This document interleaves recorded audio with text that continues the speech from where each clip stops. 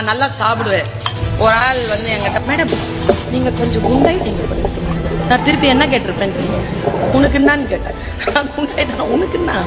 என் பையன் கேட்குறான், எங்கள் வீட்டில் கேட்குறாரு, நீ என்ன கேட்கறதுக்கு, உனக்கு தான் தொப்பை முன்னால் வந்திருக்கு. நான் கேட்டேன்னா, இன்னைக்கு நீங்க இது போட்டு இருக்கிறீங்க, ரொம்ப அழகா இருக்கிறீங்க, இன்னைக்கு கொஞ்சம் ஊதன மாதிரி தெரியுறீங்க, இன்னைக்கு கொஞ்சம் உனக்கு என்ன?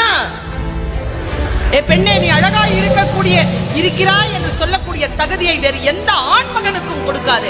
அது உன் சுயமரியாதைக்குரிய விஷயம் என்கிறார் சுவாமி விவேகானந்தர். That is my respect. Never allow anybody to talk about your body. யாரா இருந்தாலும் எவனா இருந்தாலும். அப்துல் ரஹ்மான் ஐயா அவர்கள் தன்னுடைய மனைவி மரணம் அடைந்த பொழுது என்னிடத்தில் அந்த உடல் அங்க இருக்க என்னுடைய பக்கத்துல உட்காந்து பேசின ஒரு வார்த்தை, அம்மா பாடுவா பருவீன், நல்லா பாடுவா பருவீன். என்ன கல்யாணம் பண்ணதுல இருந்து அவ பாடுறது இல்லம்மா, விட்டுட்டா, சைலண்டா இருந்துட்டு. அப்புறமா ஒரு வார்த்தை சொன்ன பாரு, அதான் கவிஞன்.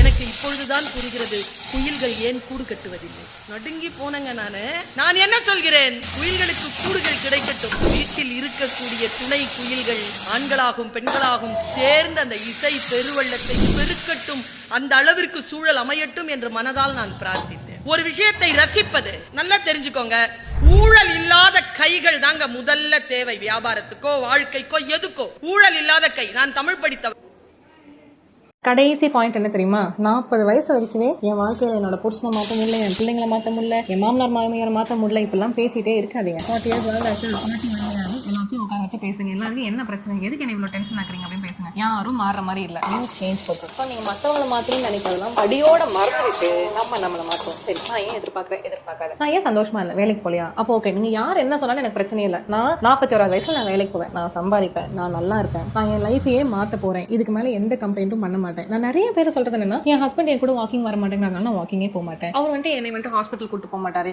எதுக்கு? 25ல ஆரம்பிச்சேன். இப்ப இருக்கிற கிட்ஸ் எல்லாம் 15 வயசு 16 வயசு 14 வயசுல அவங்களாம் அவங்க வேலையை பாக்குறாங்க. ஆனா அவங்களுக்கு 40 வயசு ஆகுது, இன்னுமே என் ஹஸ்பண்ட் வரணும். எதுக்கு நமக்கு இது தேவையில்லாத வேலை? So try to be independent. இந்த 5 விஷயம் நடந்தா கடவுள் உன் கூடவே இருக்காருன்னு அர்த்தம். அதுலயும் அந்த 5வது விஷயம் இருக்கு. அது ஏன் நடந்துச்சுன்னு தெரிஞ்சா நீ கடவுளுக்கு நன்றி சொல்லுவ. 1, திடீர் பிரிவு. உனக்கு பிடிச்சவங்க விலகி போறாங்களா, எதிர்காலத்துல அவங்க பண்ண போற துரோகத்துல இருந்து கடவுள் உன்னை இப்பவே காப்பாத்திட்டார். 2, கடைசி நேர தோல்வி. கை கெட்டினது வாய் கெட்டலையேன்னு கலங்காத, அது வெற்றி இல்ல, நீ சிக்கிக்க போன வள. பெரிய ஆபத்துல இருந்து இயற்கை உன்னை தடுத்து நிறுத்தி இருக்கு, தப்பிச்சோன்னு நினைச்சுக்கோ. 3, அதிக வலி. வாழ்க்கை உன்னை கீழே தள்ளுதா, அது தண்டனை இல்ல, உன்னை இன்னும் ஸ்ட்ராங்கா மாத்திர பயிற்சி. 4, தனிமை. சுத்தி யாரும் இல்லையா, ஊர் உலகத்தோட சத்தத்தை குறைச்சு உன் உள் மனசு பேசுறத கேட்க வைக்கிறார். 5, நிராகரிப்பு. கெஞ்சியும் ஒரு உறவு கிடைக்கலையா, அவங்க உனக்கு பின்னாடி பேசுனத நீ கேட்கல, ஆனா கடவுள் கேட்டார். இந்த 5ல ஒண்ணு நடந்தாலும் நீ வருத்தப்படாத, பெருமைப்படு. ஏன்னா உன் வாழ்க்கையில வேண்டாததை விலக்கி வேண்டியதை சேர்க்கிற வேலைய கடவுள் ஆரம்பிச்சுட்டார். நம்பிக்கையோடு. முட்டை வேணான்னு நினைக்கிறவங்க பன்னீர் இல்லை அப்படி இல்லைன்னா டோஃபு சேர்த்துக்கலாம். கண்டிப்பாக ட்ரை பண்ணி பார்த்துட்டு எப்படி வந்துச்சுன்னு சொல்லுங்கள்.